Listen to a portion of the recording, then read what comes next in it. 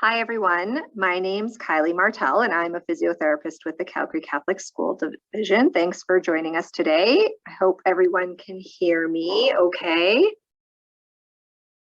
So today we're going to talk about self-regulation and stress responses and strategies for at-home use. I'm also going to be joined by Kristen Bear. She's an occupational therapist here with us.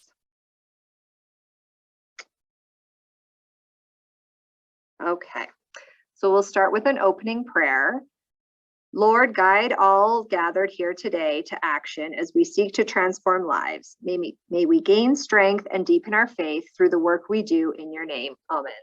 Saint Leo, pray for us. In the name of the Father, Son, Holy Spirit. Amen.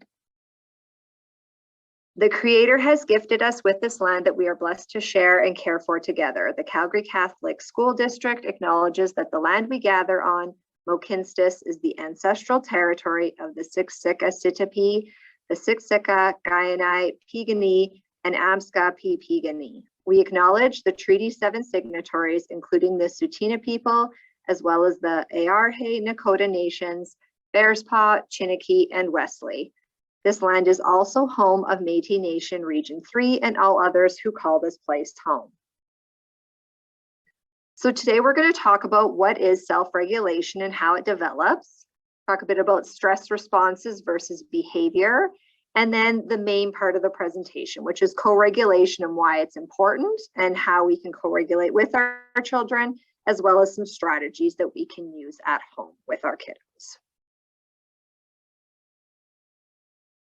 Self-regulation is our ability to make sense of and respond to appropriately to your feelings and the things happening around you. It's our ability to respond to an experience in an appropriate way and yet still be flexible to allow for spontaneous reactions to also occur at the same time. It's about being able to delay our response to those extra spontaneous reactions as needed. It also includes being able to regulate our reactions to strong emotions, like when we're frustrated or angry. It's being able to calm down after something really exciting or upsetting happens to us. It's about being able to focus on a task or refocus our attention on a new task that we're being asked to do. It's about controlling our impulses and also behaving in a way that helps us get along with other people. These things we all know are challenging for anyone, especially for younger children. This is where we need to remember that self-regulation is a learned skill and is developed through modeling, practice, and repeated co-regulation. When we think of self-regulation, we often confuse it with self-control, though they aren't the same thing. Self-regulation is what makes self-control possible. When we struggle with self-regulation, it makes our ability to have self-control challenging. We need to understand what's draining our child's energy to help us improve our interactions with them and reduce the stress they're experiencing. Stuart Shanker, who's the author of the book Self-Reg, writes, self-control is about inhibiting impulses. Self-regulation is about identifying the causes and reducing the intensity of impulses, and when necessary, having the energy to resist. So self-regulation is really about recognizing the when and the why we are becoming overstressed and how we can deal with it. Trying to teach our children about consequences of their actions and making these lessons stick won't do anything to support their self-control if we don't teach them how to self-regulate first. So a little bit of brain science about what's going on in our children's brains. I'm sure we've all seen our child become dysregulated at some point, but how can we help them? So when our child does become dysregulated, this is when their autonomic nervous system takes over, causing that fight, flight, or freeze to happen. As Dr. Jody Carrington describes it, she's the psychologist from Olds, and if you haven't read her book, Kids These Days, it's a really great read. I highly recommend it. You can take it out from the public library. The lid has flipped. So at this point, the child is no longer capable of making rational decisions, and those higher level processes in their brain, like verbal comprehension and reasoning, are just not working. So when the child's lid flips, our prefrontal cortex is no longer engaged and our child is dysregulated.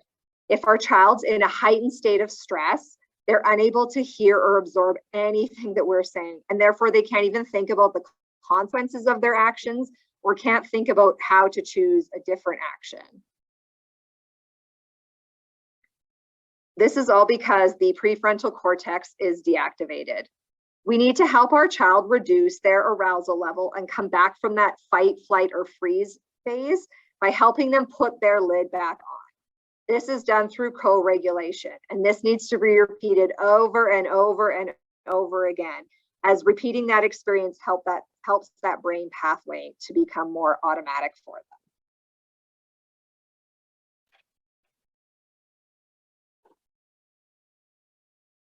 So how can dysregulation present at home? So we need to start to distinguish between misbehavior and stress behavior when we notice our child is struggling to stay regulated. So how does dysregulation present in our homes? So it can show up in the child's behavior, their mood, even their well-being. It's difficulty following routine, staying on task. They might be having more tantrums or difficult behavior than normal. They might be trying to leave the room or hide on you more than normal. They might be behaving a way that's dangerous for themselves or for others. And then the positive behavior that we've encouraged before doesn't seem to be working for them. They might also be withdrawn or have trouble interacting with others.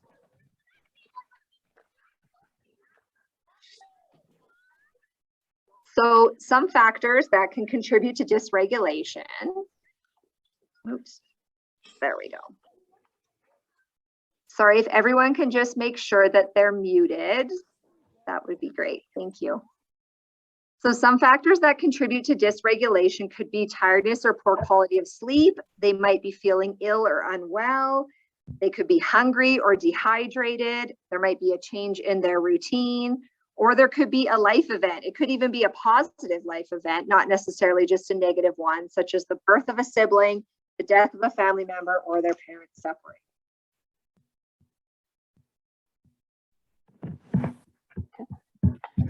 Hi everyone, this is Kristen Baird, occupational therapist. I'm going to talk a little bit about some of the components of self-regulation. So this little diagram shows the order from more internal, so within ourselves, to external influences. This is not necessarily the order in which they occur, just kind of the order from internal to external. So in that core of the circle there, you have biological factors such as genetics, temperament, personality, sensory profile, all of those kind of inherent things. Outside of that, you have self-regulation skills. So these are the skills kind of are learned and taught through co-regulation, which is kind of the focus of our session today. In the third ring, you will see motivation. This can be external motivation, such as rewards or consequences, and internal motivation or goals and values as well. The fourth ring there under caregiver support, that's our co-regulation ring. So that's where we come in as safe adults to support in co-regulating with our children, which, like I said, is our primary focus for today. And the last ring there, the fifth or most external ring, is the environment. So what environmental factors may be contributing to a child's state of regulation? For example, is the environment really loud? And then what external resources are available? So if the environment is loud, are there noise canceling headphones nearby that the child may be able to use? Each of these factors can interact and influence the others. For example, the biology ring may influence how a caregiver interacts with a child. So if you have more than one child, you've likely noticed how differences in personalities or preferences can impact the way you interact with one versus the other. I personally have two children, and I know one of them is quite like me, so I find it easier to co-regulate with them because the way they need to be co-regulated with is similar to how I self-regulate. Whereas my other child has quite a different personality or temperament, so some of the tools and strategies I'm most comfortable using don't necessarily have the same effect because we're different in a lot of ways. So just something to keep in mind. This is one of my favorite posters or images you may see if you're walking the halls of the schools. Sometimes some schools have it up. And I just think it's a really beautiful image and quote that goes with it. It says, when little people are overwhelmed by big emotions, it's our job to share our calm not to join their chaos. And I think that just really beautifully illustrates how we can kind of come in and weather that storm with our children. Okay, so let's talk a little bit about self-regulation versus co-regulation. So it is important to understand that developmentally, it is not until approximately age 8 that self-regulation just begins to occur independently. So, and that's a very loose guideline of an age. So, like I said, it's more of a guideline, but if you're expecting your 4-year-old to have these stellar self-regulation skills, it's probably not going to happen. So just important to adjust our expectations. So even though we talk a lot about self-reg, that's a really kind of hot keyword. Self-regulation, it's what we're actually talking about, especially with our younger children under that age 8, is more co-regulation, which is those back and forth exchanges that we have with our children. So we can certainly teach and model the self-regulation skills and introduce the language and practice strategies together. But ultimately, our children, especially those 8 and under, we're really supporting them through that co-regulation. So those back and forth exchanges. And it's really important to not necessarily focus on the behavior when a child is dysregulated, but empathizing, especially with our nonverbal communication, our body language, trying to remain calm, validating their expression of their feelings is very important. And some, I mean, don't get me wrong, like I said, that age 8 is a guideline. Some children under that age are, really developing in terms of what they're able to do with self-regulation and how to regulate themselves, but that's kind of more the exception than the rule in this case.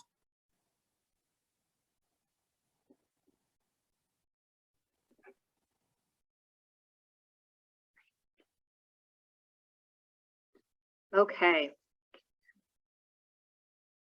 So children aren't intentionally setting out to be bad or misbehave for us. When we feel like they're misbehaving, we need to look at their stress response. We need to remember each child reacts to stress differently. So like Kristen said, our children are all different, and what might affect one child what might not affect one child at all might cause a huge amount of stress for another child. So as Dr. Jody Carrington said, we need to think of it as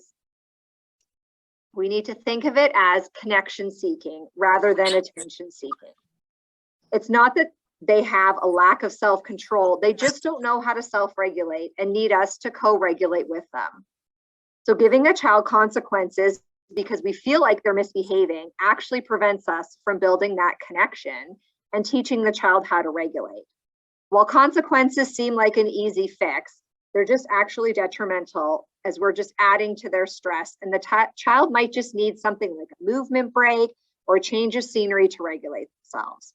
Sometimes even a quick sip of water or a snack might help to put their lid back on, so to speak. Remember that even if we don't say something to our child, they can definitely feel our non-behavior cues towards them. They can tell when we're irritated or angry with them, even without us saying it. And this puts a block between that parent-child relationship and prevents us from helping to co-regulate with them. We know it's super challenging some days to find times for ourselves, but remembering to regulate ourselves first, even if it's just a couple moments of deep breathing, is so important when we're dealing with dysregulated children. Oops. Sorry. Oh, wait, that's the page I was just on. Okay. So how can you teach your child? Oh, sorry, just 1 second. So how can we teach our child about self-regulation? So first, you need to recognize the stressors that the child is facing. Think of this as going from the won't mentality to the can't mentality. It's not that the child won't behave as we want them to, they just actually can't with all the stress that they're going through. So if we reframe our behavior and expectations of the child, this can help to reduce their stress. That being said, children do need to face a certain amount of challenges, So as much as we want to avoid that with our child, they can't learn to self-regulate if they don't face some type of challenges. We need to be there to help coach them through some difficulties in life. So how can we make these challenges easier to deal with? You can do things like practice a dry run of a challenging situation. Like if a child is prone to meltdowns at the grocery store, by starting with shorter visits. You can also break the activity down into smaller steps. So for example, if your child struggles with brushing their teeth independently, break the task down and just have them start by just putting the toothpaste on the toothbrush to start with. Then you can assist them with brushing their teeth. And as time goes on, you can progress by having the child start to brush for small amounts on their own, building up to completing the task independently. If a child melts down when you take away their electronics, believe me, as a mom, I have been there. Try implementing a timer. You can start with a larger amount of time. So say like, okay, in 10 minutes, I'm going to take away your iPad, and then slowly decreasing the amount of time so that the child can learn, okay, when the timer goes off, the iPad is being taken away. Well, we all tend to get frustrated when things don't go the way we want. As parents, we need to maintain that consistency so that our children learn the expectations. If we don't consistently take away their electronics when we say we're going to take away from them, they aren't learning that co-regulation piece with us there. So we might need to give them extra time when we're expecting them to regulate, as rushing them through an activity only causes extra stress for them. Remember to provide the child with positive feedback and rewards while going through the process to encourage this behavior. They also need non-judgmental and non-emotional feedback when things don't go according to plan. It might not always go smoothly the first few times that you're trying something. They need to know what went wrong, why, and how they can fix it. You didn't get your toothpaste onto the toothbrush, it fell into the sink. Try holding your toothbrush more steady like this and demonstrate the activity for them. This helps to give them an idea of what they need to do to help improve the task, rather than just saying to them, you didn't do this right or you did this wrong. You can restore your child's energy by responding to them in a positive way and helping them develop strategies for responding to stress and returning to that calm. Lastly, we can help them reflect and enhance their stress awareness. This is all about teaching our children about their stressors and help them regulate before they flip their lid. So if we know our child is stressed by feeling late when they're on their way to school, maybe we can help them with setting timers so that they know how much time they have to get ready prior to leaving for the day. So remember that we must co-regulate with them when they don't know how to self-regulate.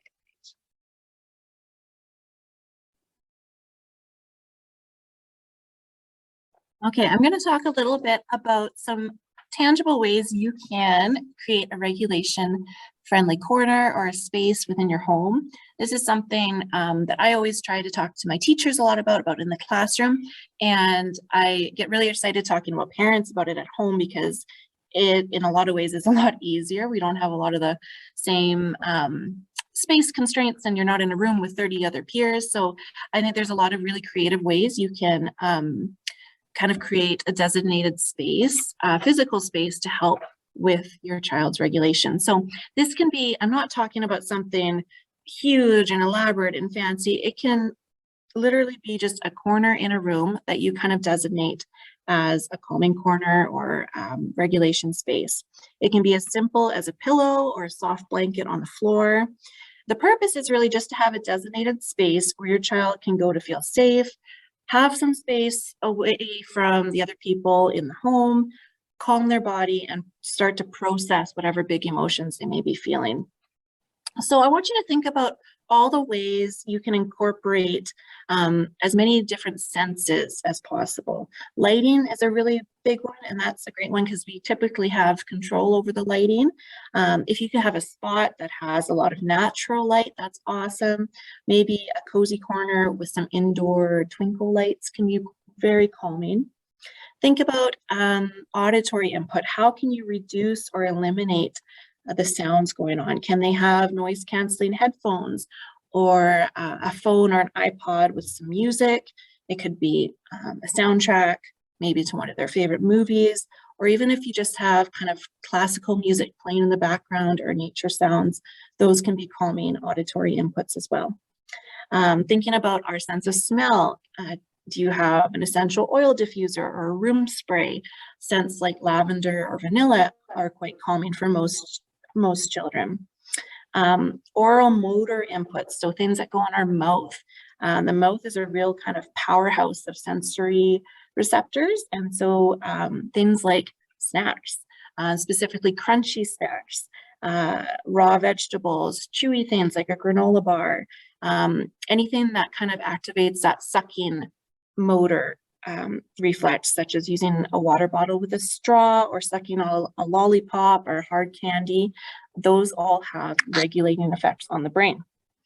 I would also recommend, for a little calming corner, I love to see a small selection of toys, or books are wonderful, or even like some fidgets.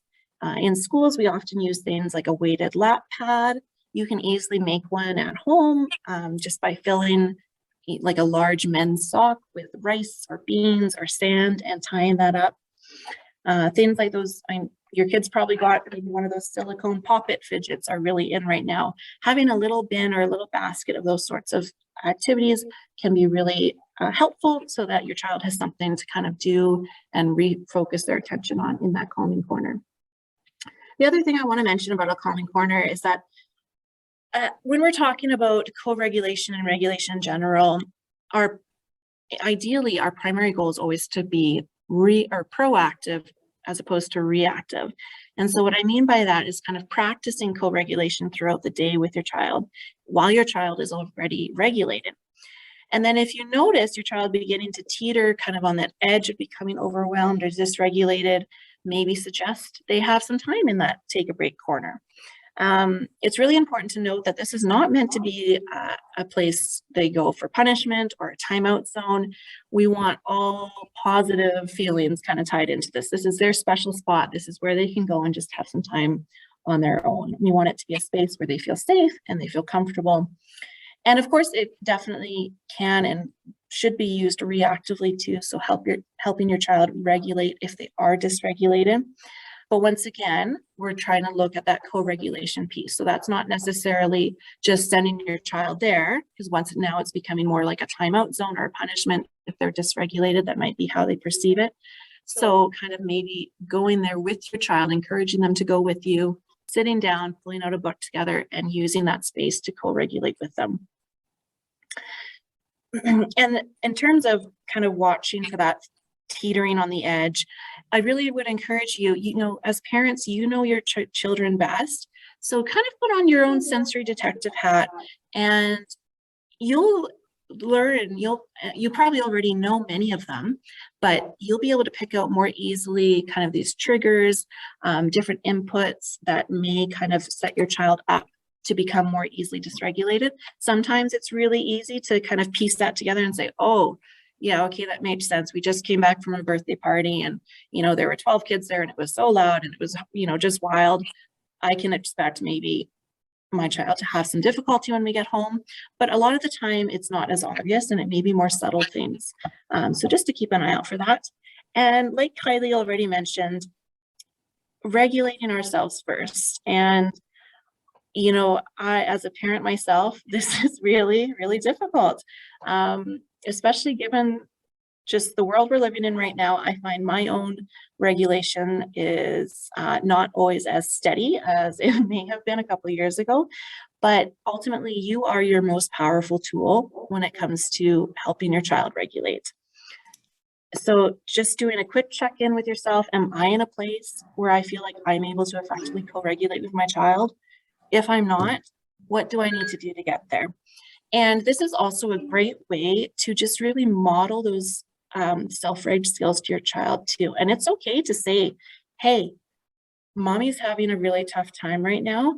I need to just take 5 minutes and I'm going to go get a glass of water and sit in my room. I'll come back in 5 minutes. And it's not only is it okay to do that, I would highly recommend it, because taking that time for yourself is going to equip you better to co-regulate with your child. And like I already mentioned, through doing that, you are modeling to your child some different ways that they could eventually self-regulate on their own as well. Just some seating ideas for a take a break space or calming corner. Like I mentioned, it can be as simple as a pillow or a blanket on the floor. If you have a beanbag chair or something like a foam couch, those are great options too. The main goal is for it just to be comfortable. If it provides additional support through providing deep pressure, like a beanbag chair or a weighted blanket, or something that has kind of a calming tactile or touch input, like something very soft, those are just icing on the cake. So they're just some different options there. I wanted to include the picture of standing and lying on the tummy. And so this isn't necessarily for a calming corner. It definitely could be if that's what your child prefers. But these are just some of my favorite seating alternatives in general for different activities such as games or coloring or even during their homework. In a lot of my therapy sessions, I often will have my students in one of these positions for some of our time together, working on a vertical surface. So like this little boy's doing here in the picture, like taping a paper to the wall, allows the child to have some movement. And then under the surface, it's also working on things like shoulder stability and postural control. And it also actually promotes a more functional pencil grasp. It puts the wrist and the fingers in a more optimal position if your child's struggling with that. Working on their tummy actually provides a lot of deep pressure input to the core, which can have a very regulating effect. And then it also supports things like shoulder stability and trunk control, core strengthening, etc. These are just some images I found of some different take a break calming corner spaces. They can be as simple or as elaborate as you want to make it. You can see some of them have a whole whack of things going on, nice comfy chair, basket of activities, some visuals on the wall. We'll talk a little bit more about visuals in a moment. And the one in the top right corner looks like it's just a pillow on the floor with a blanket and some stuffies and maybe some books. So, and that's just in the corner, looks like probably in the living room by the stairs. So it doesn't have to be something elaborate. Okay, so moving on to talking about visuals. I love visuals. I'm not just at school with my students, but I also use them periodically at home with my own kids. If your child has ever had an LSP or has received some sort of therapy services, I can almost guarantee that visuals have been incorporated in one way or another. Many teachers use them consistently in their classroom too. And I just think visuals are a powerful tool to use with all kids and even us as adults too. Like if you think about, like if you keep a to-do list or a planner or a calendar with your schedule or important dates and tasks, those are essentially just different versions of visuals that we use and benefit from daily. Having a visual schedule can help a child feel a sense of control and understanding over their day and what is going to be expected of them. It can help reduce anxiety by knowing what is coming up next. Using visuals for a specific set of steps can be very helpful for kids who may struggle with things like getting out the door in the morning or completing their bedtime routines. Especially for kids who rely and benefit a lot from consistency and routine, a visual schedule can help prepare them for a change to their normal. I always recommend to review the day with visuals, especially if there is a change. Sometimes we might think, oh, well, I don't want them to get upset when he sees that we're not going to the park today, but it's actually best to try to not sneak those changes on them. This can kind of elevate their feelings of stress because the schedule has become unreliable. As well, it's a good opportunity to model and teach flexibility. Visuals, of course, are great for kids who are still developing their speech and language skills as well. It provides more time for them to process the information than if we're just rattling off verbal directions to them. And it really helps support independence too. It gives them something to refer back to for guidance as opposed to maybe repeatedly asking you when something is happening. You can direct them to, oh, well, you're asking when snack is, let's look at your schedule. Okay, well, snack is happening after we do your homework and then we wash hands and then come snack. So it kind of, you can help prompt them back to using that to support their independence as well. These are just some different examples of a few different types of visuals. Depending on the age of your child and ability, you might want to incorporate times or make them more language heavy. Or for younger kids, or for kids who aren't quite there yet, you might be relying just on images. I would recommend for less is more. Typically, I find I try not to overwhelm my kids too much with what's on the schedule. I just like it a lot because you can customize it in many ways. So you can outline kind of the whole day, as this first one in blue is looking at. It's kind of like, okay, here's an overview of my day.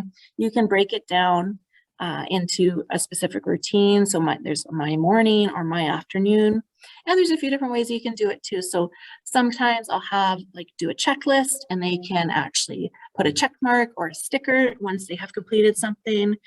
Or like the bottom example there, they can move the visual down from the to-do column to the finished column and track their progress that way. I try to involve my kids as much as possible so that they do feel kind of like they have some ownership over their schedule. I try to give them some choice wherever that's possible. That may look like, would you like to do X first or Y? And giving them a choice of the order that things come in. But overall, I think visuals are a great tool for all kids, and you can find a lot of these kind of examples already ready-made. If you do a Google search, websites like teacherspayteachers.com often have kind of pre-made ones that you can print off and make on your own. There's lots of options.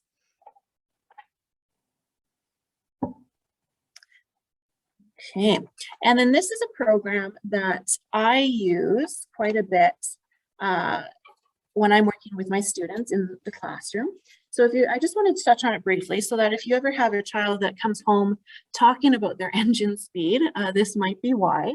So this program is called the Alert Program, or How Does Your Engine Run? And it uses the analogy of our bodies being like engines. I quite like it because it simplifies the language. It uses just fast, slow, or just right, and it is quite engaging for most kids. One of the primary goals for our younger children is how to identify their engine speed. So we can do this by talking about how our bodies feel when they're running fast or slow. So like the physical feelings, like a pumping heart or shallow breathing. You can also talk about more kind of subjective feelings like, oh, you're feeling sleepy. Your body must be, or your engine must be running slow. We can also make objective statements, or kind of what we're observing in our child, like, oh, you're very fidgety right now. Your engine must be running fast. And then the important thing with that too is that especially for our younger children, we don't want to label one as good and one as bad. There are times and places where there's an appropriate engine speed for every situation. So, if they're out at the playground or if they're at soccer practice, that's a really good time for their engine to be running fast. We want them going fast. We want their heart pumping, all of that things. Whereas opposed to, let's say at bedtime, we want that engine slowing down, hopefully. Doesn't always happen, at least if you're in my house, but that's a good time for our engine to be running slow. So with our younger kids, it's really just helping identify it and get them thinking about connecting those feelings with that state of regulation.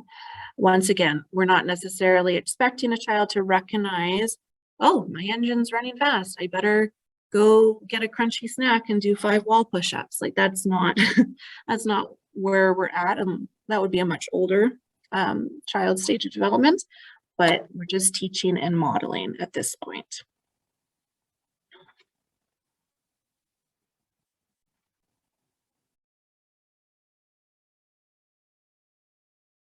Okay, so we'll talk a little bit about mindfulness, because that's a really important activity that can help strengthen our child's capacity or sense of it and reflect on their feelings and actions. So a few different ways that we can try some of these grounding activities is you can try something like 5, 4, 3, 2, 1, which you can say to them, think of 5 things you can see around you. Okay, now think of 4 things you could touch around you, 3 things you can hear, 2 things you could smell, 1 thing you could think of that you could taste, or something along those lines.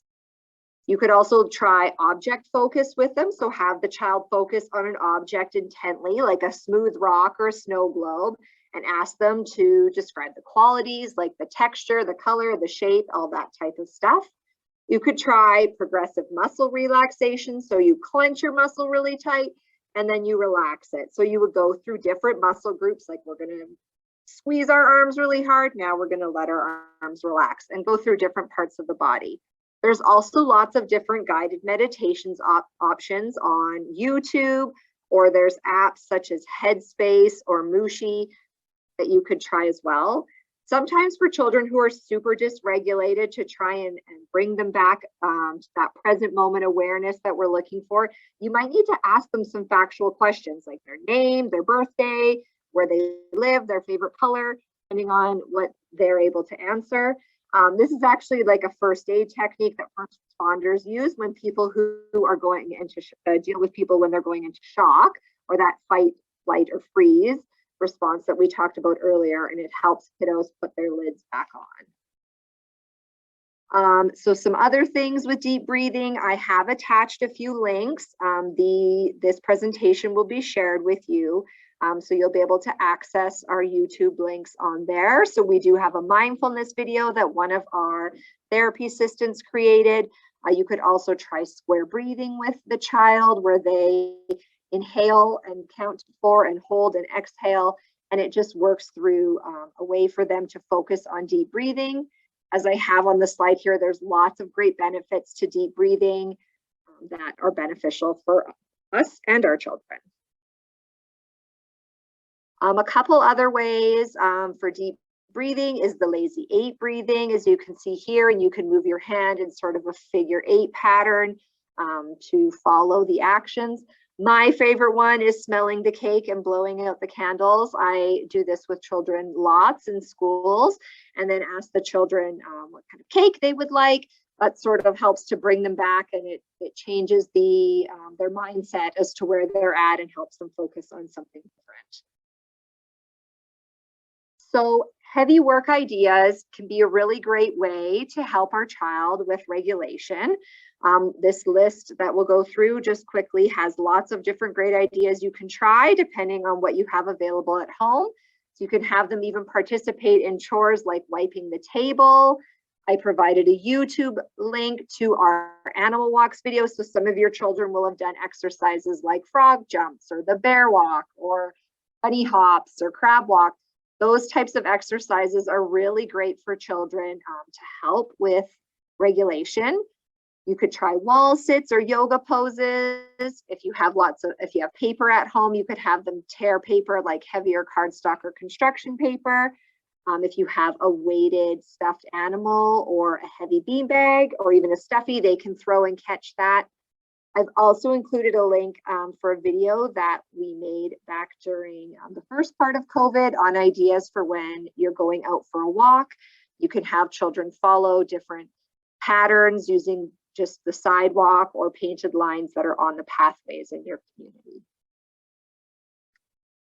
Again, you could have them pull clothes out of the dryer and carry the laundry basket or push it down the hallway, depending what your home looks like. There's a great video there on putty and Play-Doh and different exercises that you can do with that for your child.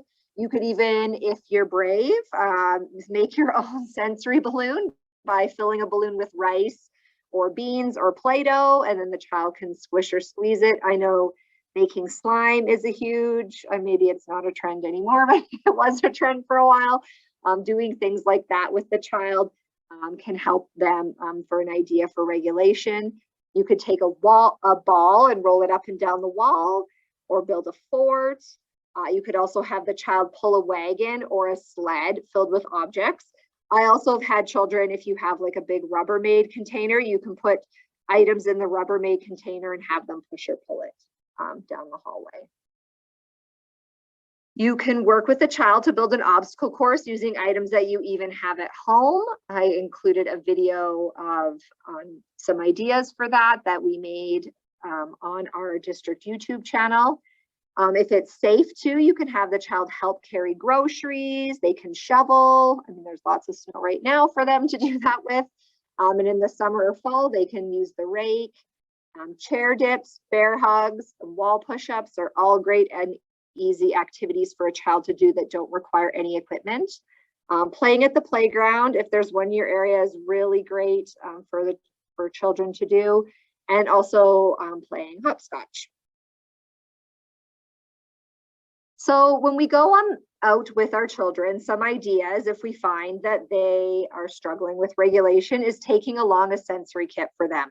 So I have a picture of a sensory kit down at the bottom. It might include things like headphones, fidget toys, snacks, seek and find books, things to help keep them busy.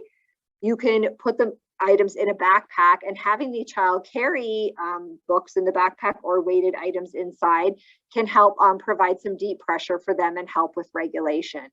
You can get them involved in what you're doing and have them either push the grocery cart or grab items from the grocery store. Where it's safe to do so, you can have them walk along curbs or cracks in the sidewalk. An easy one you can have them do is just tapping their shoes either on the floor, or if they're riding in the grocery cart, they can tap their foot against the grocery cart. And scavenger hunts are quick ways to keep the child occupied. Let's look for 3 things that are yellow. Help me find something that's the shape of a triangle. Find something that starts with the letter R. Oh, those are all ideas that you can use when you're out with your child to help. So this is a list of self-regulation games that you can play with your child. These games are all ways to work on self-regulation skills while also keeping things fun and the child engaged. They help kids practice skills like turn taking, following the rules, paying attention, inhibiting impulses, and being flexible thinkers. So they all have great ways to help the child work on self-regulation. And you can Google how to play any of them if you're unsure how to play any of them.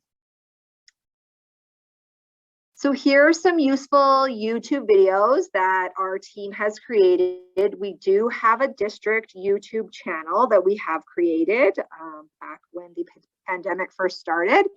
So these video links have different ideas on self-regulation and emotions, following directions at home, those types of things. And again, the presentation can be emailed out to you at the end after it's ready to go. So a couple free apps that I really like, Stop, Breathe, and Think, as well as the Sesame Street Breathe, Think, and Do. So these are free apps that you can download. I have an Apple device, so I'm not sure if it's on Samsung, to be honest, but I know it is on the Apple store. The Stop, Breathe, and Think, the star one, is actually really great. You pick what emotion you're feeling. So you could say, oh, I'm feeling angry right now. And then it'll give you options of things that you can do. And it has short little video clips on like breathing activities or quick little exercises that you can do with the child. And it's just a quick little way to bring them back on track. It would be good to have on your phone too. Say you're out and about and you want to try and I need something quick to help regulate them. That could be an idea. The Sesame Street one, you use the cute little monster there, and you try and pop the bubbles that he's breathing. It's very calming. So does anybody have any questions for us? You can feel free to put them in the chat for us. This video will also be able on our YouTube channel. So like I said, the Calgary Catholic School District does have a YouTube channel where we do post different videos, and this video will be posted on there afterwards. Oops, check the.